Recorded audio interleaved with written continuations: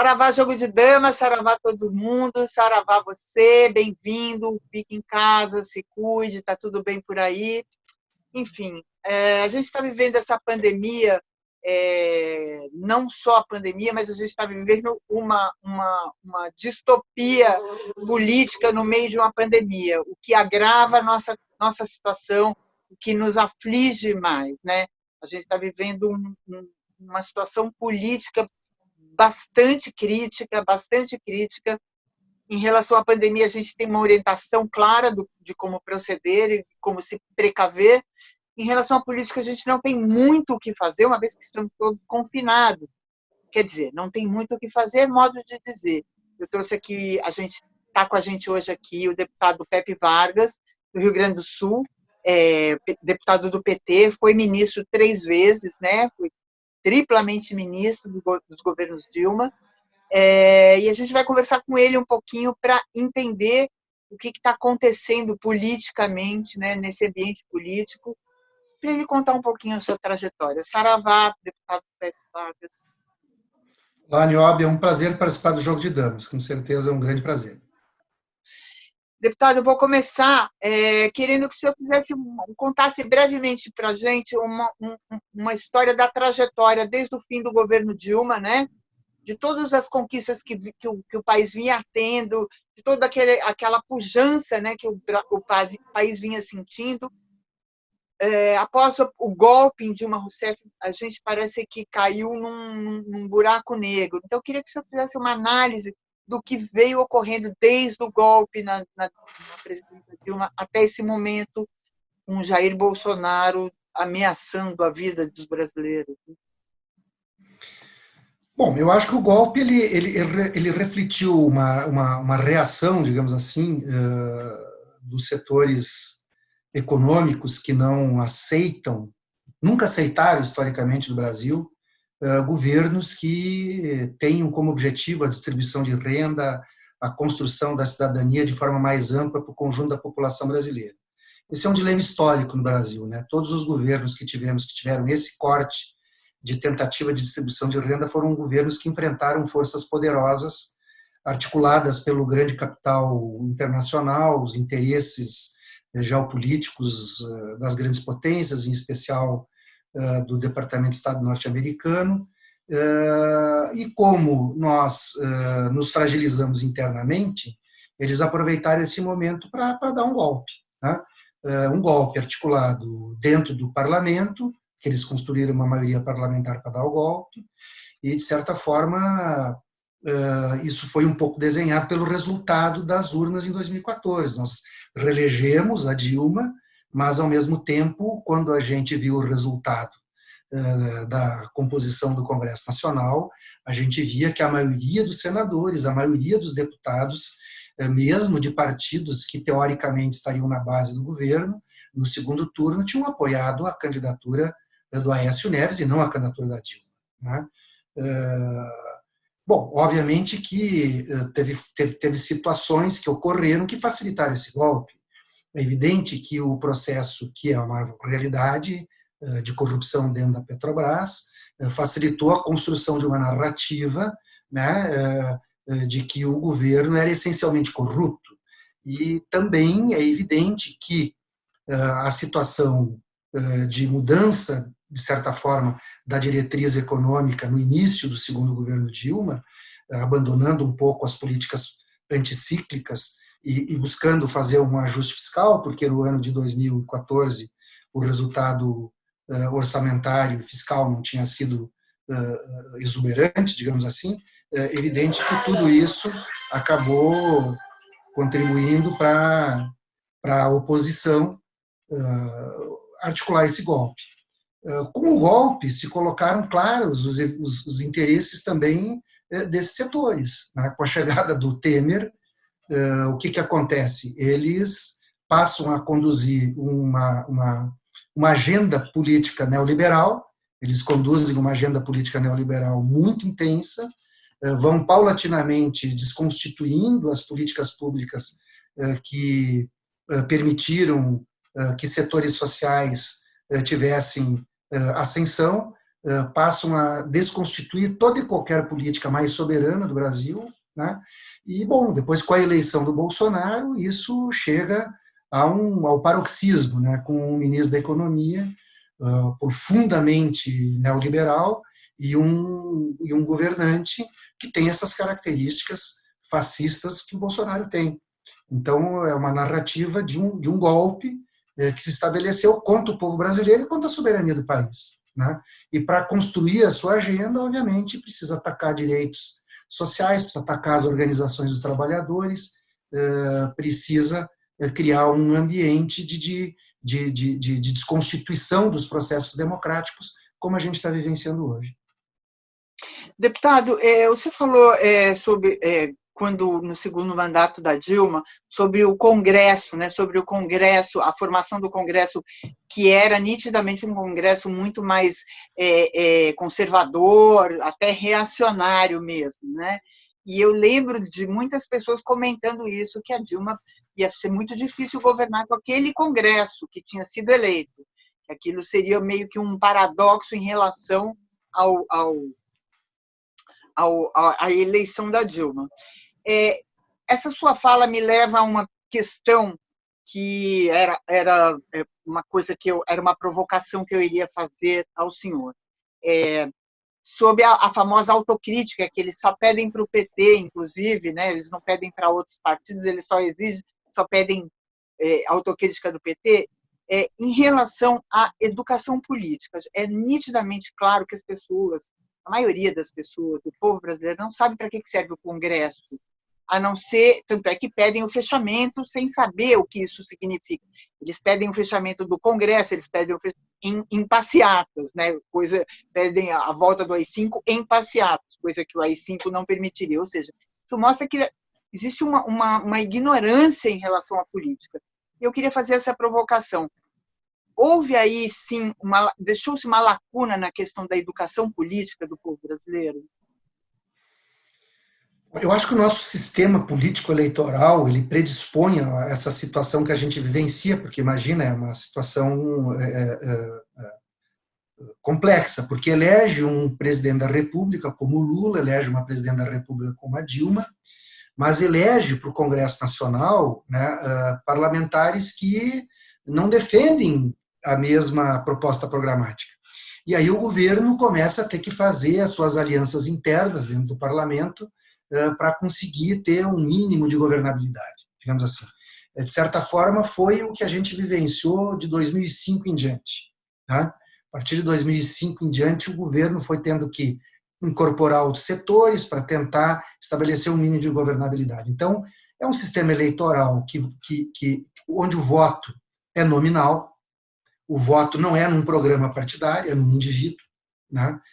Nós tínhamos o financiamento privado, agora tem o financiamento público, que, a meu ver, é uma situação muito melhor do que o financiamento privado, das empresas, eu digo, né? Mas, então, um sistema onde o voto é nominal, não é no programa partidário, leva a situações desse tipo. Então, o cidadão vota no deputado, porque o deputado é da cidade dele, porque o deputado, enfim, acha que o deputado da cidade dele vai puxar a brasa coçada da cidade dele, né? Então existe um processo de despolitização em relação a isso, não tem a menor dúvida. Se nós tivéssemos um sistema eleitoral com voto em lista partidária, consequentemente nós teríamos talvez um Congresso Nacional de forma distinta. De mais a mais, eu acho que sim, a gente pode e deve fazer autocrítica no sentido de que não basta ter um governo, né, que cumpra as funções de governo, tu também precisa ter organizações, começando por um partido político que tenha a capacidade de fazer a disputa na sociedade, né?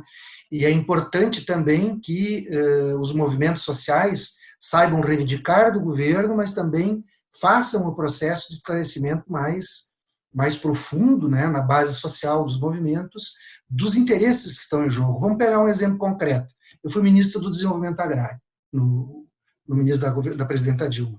Os governos do Lula e da Dilma foram os melhores governos para os agricultores familiares brasileiros, não resta a menor dúvida, né? Conjunto de políticas públicas que foram construídas ali não existiam antes e desde que terminou o governo Dilma elas vêm sendo desconstituídas a cada dia, né? Mas em vastas regiões do país onde a agricultura familiar é muito importante, nós tomamos uma surra nas eleições.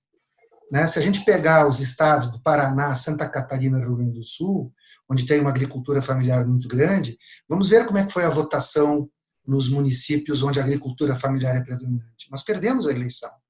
Então, também reflete que nós tivemos incapacidade de mostrar a esses agricultores familiares de que o governo que eles tinham era o governo que lhes trazia melhores possibilidades de se desenvolver, mas também os movimentos sociais do campo não conseguiram levar essa mensagem.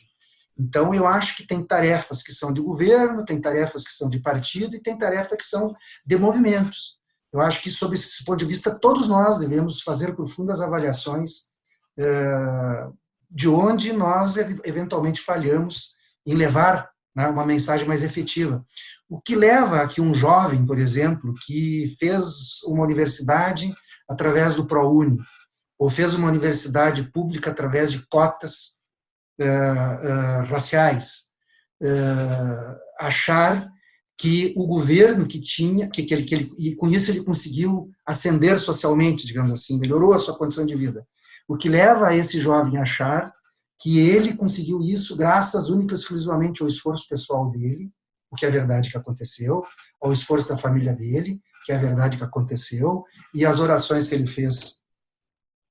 Né? E tem pesquisas que mostram isso. Ele não conseguiu identificar que ali havia uma política pública. Né? A política de cotas ainda continua, mas a política que permitiu que muitos jovens entrassem nas universidades privadas através de programas como o FIES e o ProUni já estão severamente atacadas, a tal ponto que diminuiu muito a possibilidade dos jovens nessas situações acessarem o ensino superior. Então, de fato, nós não conseguimos construir uma consciência política mais elevada, digamos assim, na população, e nós devemos, sem sombra de dúvidas, fazer uma autocrítica e ver onde falhamos. Quando eu ouço a sua fala, eu me remete aos jovens que a gente está assistindo, né, jovens, enfim, a população que ainda apoia o governo Bolsonaro, que é essa mesma população, que não identifica, não sabe exatamente de onde vêm as coisas ou como é que elas são feitas, mas elas apostam naquela ideia. Como é que a gente pode, né, neste governo Bolsonaro, como é que a gente pode agora ir atrás desse prejuízo, dessa conscientização, de estar junto, enfim, tanto política como a política partidária, como os movimentos sociais, como é que a gente pode recuperar minimamente um caminho de conscientização política, de interesse na política. Só completando, esse governo foi eleito também desmerecendo a política, né? É bom que se diga que desde 2013, quando começaram lá as famosas jornadas de 2013, era fora todo mundo, né? Ninguém presta, a política não presta para nada. Então, como é que a gente pode recuperar agora que a gente vive sob um governo, né, fascista? Sem sombra de dúvida, essa foi uma construção. Né? Sempre teve um certo discurso por parte das elites de tentativa de desconstituição da política. Né? Sempre teve setores que tentavam passar para a população a ideia de que a política é uma coisa suja, que as pessoas não têm que ter aproximação com a política porque é uma coisa ruim. É óbvio que as elites têm as suas posições políticas e participam intensamente da política. Esse discurso, de certa forma, sempre existiu, mas, sem sombra de dúvida, de 2013 para cá, ele se intensificou muito. Óbvio que isso foi uma coisa construída, pensada, articulada, isso não foi um movimento espontâneo. E o Bolsonaro surfou, obviamente, nessa onda. E veja que brutal contradição, porque se tem alguém que é um político tradicional, é o Bolsonaro. Não só ele, a família inteira, né? Vivem da política profissional há muitos anos. Né? Mas esse é um discurso construído. Agora, também acho que é importante a gente se dar conta do seguinte: a oposição ao Bolsonaro, na eleição, fez 45%, quase metade da população. Né? E o Bolsonaro, hoje, já não tem o apoio que tinha. Né? Nós não temos, na história recente do país, um governo que com o período de governo que tenha uma avaliação de desempenho tão insatisfatória como o Bolsonaro tem. Quer dizer, o Fernando Henrique, o Lula, a Dilma, tá? O Collor, talvez, a essas alturas do campeonato, mas ainda assim, eu acho que no início do segundo ano do governo, o Collor também ele não estava tão mal na foto. Não me lembro das pesquisas, mas assim, vagamente me lembro disso. O Bolsonaro já tem uma perda considerável de apoios. O número de pessoas que já consideram o governo dele ruim e péssimo, que não consideram o governo dele ótimo e bom, já mostrou descolamentos de algumas pessoas. Menos do que a gente gostaria, mas já mostrou. Ele vem mantendo um apoio ali meio renitente ali, de em torno de 30%, um terço aproximadamente, bastante consolidado, né? Então, tem uma parcela da população que ainda ouve o discurso dele. Vamos ver agora o discurso dele durante a pandemia. Ele tem feito um discurso, na minha opinião, tentando, primeiro, disputar o futuro ali adiante, porque nós já vimos tendo uma economia que não era uma economia em recuperação, tanto que o crescimento do PIB do ano passado foi o PIBinho de 1,1%.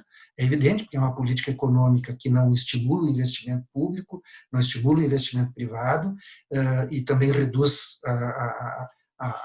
a renda das pessoas, né? Consequentemente, a economia não vai rodar, né? Não vai girar e não vai crescer da forma como precisamos. Então, já tínhamos aquele PIBinho, aí vem essa pandemia, bom, vai vir uma recessão pela frente. Ele já está tentando disputar a saída da pandemia, dizendo o seguinte: eu avisei, não podia fazer, as pessoas tinham que trabalhar, né? Esses governadores, esses prefeitos, essa turma aí que defendeu o isolamento social, levou essa situação. Ele já está disputando isso. E esse discurso, de certa forma, para uma parcela das pessoas pode até colar, né? Porque o sujeito está lá, trabalha na informalidade, ou trabalha com um emprego formal, precarizado do jeito que está hoje em dia com a reforma trabalhista. Não tem uma alternativa, ou ele é um pequeno comerciante, um pequeno dono de um barzinho lá, de um comérciozinho qualquer. O governo não dá nenhuma alternativa para ele. Como é que ele fica em casa fazendo isolamento social se ele tem que pagar as contas dele, se ele tem que comer, se ele tem que sobreviver? Então ele começa a achar que o discurso do Bolsonaro pode fazer sentido. Acho que o nosso desafio é mostrar que para as pessoas fazerem, estou pegando o momento de agora, né? Mas enfim, fazer isolamento social, nós precisamos de um governo federal que garanta a vida das pessoas, o emprego das pessoas e a renda das pessoas, e que só ele, o governo federal, pode fazer isso. Não serão os prefeitos nem os governadores que terão instrumentos macroeconômicos para fazer isso, tá? Então, acho que esta é a disputa que nós temos que fazer. Peraí, mas se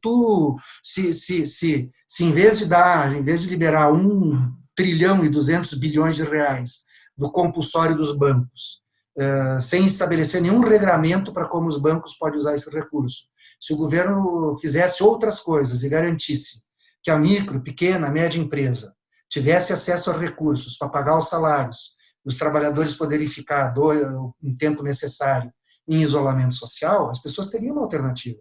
Mas eles não fazem isso, né? Eles não fazem isso. Então nós temos que fazer a disputa, a meu ver, a quente, no que está acontecendo agora. Vamos lá, o auxílio emergencial financeiro. Era para ser R$200. Virou 600 por quê? Porque a oposição foi lá no Congresso Nacional, começou a bater em cima, conseguiu puxar para 600. Pode ser 1.200, inclusive se for uma mulher, né, que cuida sozinha dos seus filhos. Ou pode ser 1.200, se 2 membros da família, até 2 membros da família pode pegar. Mas as pessoas estão conseguindo auxílio emergencial financeiro? As filas na frente da Caixa Econômica Federal chega a ser algo humilhante para o coitado do povo que vai ali. E, além de tudo, perigoso, se expondo, né, em aglomerações. Então, não roda, né? A desconstituição do Estado brasileiro que eles fizeram leva a uma situação que a desestruturação dos serviços públicos faz com que as pessoas tenham dificuldade de ter acesso a esses programas. O Congresso vota uma questão, o governo não consegue rodar o programa e as pessoas não conseguem acessar o auxílio emergencial financeiro. Então, acho que a gente tem que, nestas contradições, ir mostrando, né, que o governo Bolsonaro não vai defender a vida das pessoas, não vai garantir o emprego, não vai garantir a renda, né? Eu acho que é esta a questão central. o que o senhor está falando sempre me bate essa questão em relação ao lado progressista, né, à esquerda, que a gente tem muita dificuldade de nos comunicarmos. Obviamente, a gente não tem a mídia a favor, a gente não tem, né, a gente não tem a grande mídia a favor, a gente não tem as instituições nos apoiando, então a gente tem muita dificuldade de nos comunicarmos com o povo de forma clara, como o senhor está dizendo. Olha, era para ser ninguém você não vê essa discussão, né, dizendo que o governo queria dar 200 e só foi 600 porque a oposição foi lá e brigou. A gente não ouve essa discussão. Então fica uma coisa, fica muito diluído. E, aliás, eu já ouvi o próprio Bolsonaro se jactar, né, porque ele deu R$ 600, né? Enfim, eu já ouvi ele fazendo isso. Mas, enfim, dessa questão em relação ao coronavírus, a toda essa questão que, obviamente, depende do Estado, o Estado deveria estar provendo as pessoas para que as pessoas pudessem fazer o isolamento de forma segura, né, garantindo o emprego, o trabalho, ou seja, obviamente isso seria uma responsabilidade do governo. Como o governo não tem nenhuma proposta em relação a isso, o governo manda as pessoas saírem para a rua e diz que é uma gripinha. Em relação a isso, como é que o senhor vê esses pedidos vários de impeachment do Bolsonaro? Eu acho que a gente tem que defender o fora Bolsonaro. Eu sou a favor dessa bandeira fora Bolsonaro. Por quê? Porque senão não tem alternativas. O governo Bolsonaro não é um governo com capacidade de resolver o tamanho da crise que a gente já tem e que virá pela frente. Nós estamos ainda na fase ascendente da transmissão do novo coronavírus no território brasileiro. Nós não chegamos no pico, as coisas vão piorar, nós vamos ter um mês de maio horrível, terrível, lamentavelmente. Porque, inclusive, como o isolamento social não está acontecendo da forma como deveria acontecer, a curva de transmissão do vírus ela vai ser crescente, ela vai ser aquela curva exponencial mesmo. Eu acredito que o Brasil corre o risco de ser o país, depois dos Estados Unidos, ou próximo dos Estados Unidos, que tem o maior número de casos e um número elevadíssimo de mortes. Eu torço para que não aconteça, mas para isso as coisas deveriam estar acontecendo de uma forma distinta do que estão acontecendo. Podemos ainda impedir que isso aconteça? Sim, ainda é possível. Mas para isso é preciso que haja uma situação de ter um governo que faça diferente. Um governo que, em primeiro lugar, use os seus instrumentos macroeconômicos. E o governo federal tem instrumentos macroeconômicos, ele pode lançar títulos na dívida pública, ele pode utilizar o Banco Central de 1000 formas, para que ele dê, primeiro, recursos de uma renda básica mínima para a população mais necessitada. Segundo, recursos na forma de financiamentos com prazos bem elásticos para pagamento, com prazos de carência também elásticos para micro, pequenas, médias empresas, em alguns casos até grandes empresas. Vamos pegar um exemplo concreto. Evidente que o setor aéreo nacional vai precisar de muito auxílio para se recompor. Outro dia eu vi uma matéria, fazia 15 dias que não saiu um voo de Congonhas. Óbvio que isso tem um impacto nesse setor de aviação. Então, até grandes setores vão precisar de apoio. Bom, é lógico que eles têm que ter o apoio agora e depois pagarem pelo apoio que receberem. Eu acho que um micro, um pequeno é diferente, pode ter subsídios maiores para os micros e pequenos. Mas precisa o governo ter uma política anticíclica agora. Se o ciclo vai ser recessivo, nós precisamos de uma política anticíclica, desde já, durante a pandemia e pós-pandemia. Então, não é hora de ajuste fiscal, agora é hora do governo, inclusive, se endividar, porque, do contrário, o país vai ter uma recessão ainda mais severa, as dificuldades que as pessoas vão ter ainda serão maiores. Então, sem esta política, não vai ter o isolamento social necessário e a curva continuará crescendo. Segundo lugar, o governo precisa também aportar mais recursos para o enfrentamento da pandemia em si. Não é admissível que a gente veja que pessoas morrerão. Inevitavelmente, pessoas morrerão. O que é inaceitável? Inaceitável uma pessoa morrer por ausência de um leito e de um ventilador mecânico. Já tem experiências desenvolvidas em vários lugares de ventiladores mecânicos mais rudimentares, que foram usados até certo tempo. Eles não são os modernos como agora, mas se não tem esses mais modernos, usemos esses. Tem lugares no Brasil que podem produzir isso rapidamente, né? E o governo toma alguma atitude nesse sentido? Não. Nós já temos um colapso no sistema de saúde em vários estados da federação, né? E o que o Ministério da Saúde faz? Não faz nada. O que ele faz objetivamente? Ou muito pouco, não vou dizer que não faça nada, mas faz muito pouco. Tem leitos de UTI, por exemplo, que estão prontos para serem utilizados, e o Ministério da Saúde sequer os habilitou para poder, o hospital que tem esses leitos depois, ter a remuneração para poder fazer frente à despesa que terá para atender as pessoas. Então, o governo deveria estar fazendo isso. Se isso for feito, se as pessoas tiverem condições de fazer o isolamento, né, nós teríamos que ter um isolamento aí, mais ou menos, de 60%, 70% da população, diminuindo a circulação. Mas esse isolamento está em menos de 50%, está perto de 50%, até menos de 50%, porque ele já foi flexibilizado em vários lugares do país. Aqui no estado do Rio Grande do Sul, por exemplo, nós tivemos isolamento mesmo do dia 19 de março ao dia 6 de abril. De 6 de abril em diante, houve uma série de flexibilizações desse isolamento, onde já há uma grande circulação de pessoas e, obviamente, que a curva vai aumentar. Número de casos, número de óbitos, número de internações. Se a gente fizesse o isolamento, conseguisse ir achatando a curva de casos e preparar o nosso sistema de saúde para ter a resposta que ele vai ter que ter, nós poderíamos ter uma situação de menos mortes, né? O que vai acontecer é que pessoas morrerão, pessoas que poderiam se salvar morrerão, né? Algumas mesmo tendo acesso ao leito de UTI vão infelizmente falecer, né? Vão ao óbito. Mas muitas pessoas irão ao óbito por ausência de uma política mais efetiva de enfrentamento à pandemia, né? O governo se preparou muito mal para a pandemia, né? Não tem teste em volume suficiente. Até uma semana atrás, o Brasil era o país que menos testava no mundo. Eram 296 testes para cada 1 milhão de habitantes. Agora nós estamos aí com em torno de 1.500 testes para cada 1 milhão de habitantes. É muito pouco teste, precisa testar mais para ter maior clareza da transmissão do vírus no território do país e tomar as medidas necessárias, né? Então, o Ministério da Saúde, ele não tem, a meu ver, cumprido o papel que ele cumpre, até porque, inclusive, o Bolsonaro contribuiu muito para que o Ministério da Saúde não cumprisse o papel que deveria cumprir. A gente está indo para o encerramento e era exatamente esse encaminhamento que eu ia dar.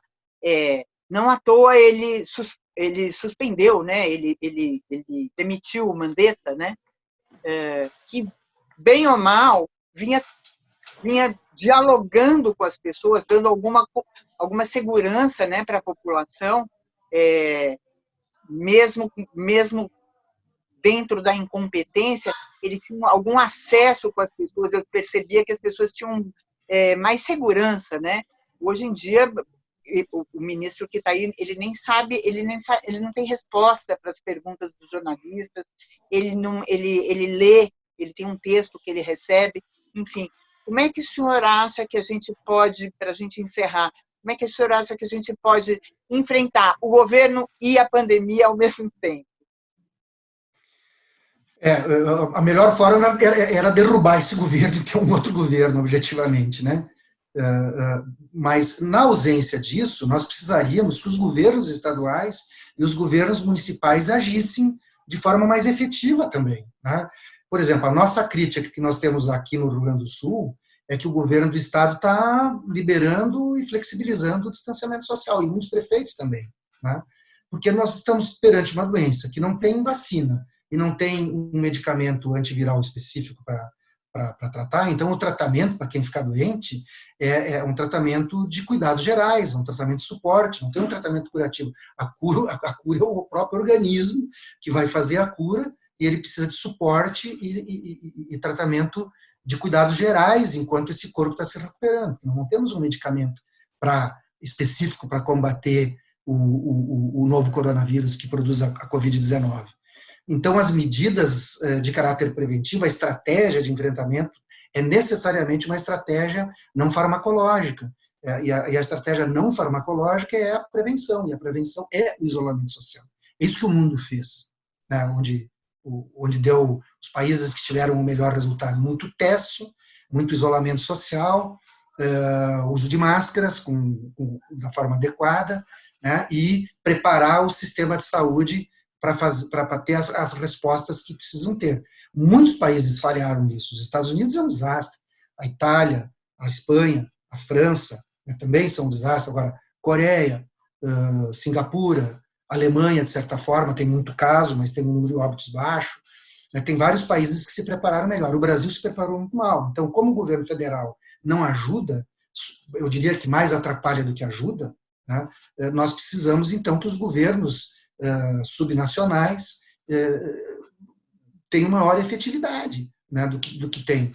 E o governo brasileiro já errou na largada. Né? Imagina, nós não tivemos nenhuma política de contenção. A fase de contenção epidemiológica não aconteceu na prática, porque as pessoas vinham dos Estados Unidos, vinham da Itália, vinham da Espanha, entravam no território nacional, não eram feitos testes, não era dado nenhuma orientação para guardar isolamento, não era feito nada. Por isso que o vírus, né, entrou muito facilmente aqui. E nós somos um país também que tem muita desigualdade social.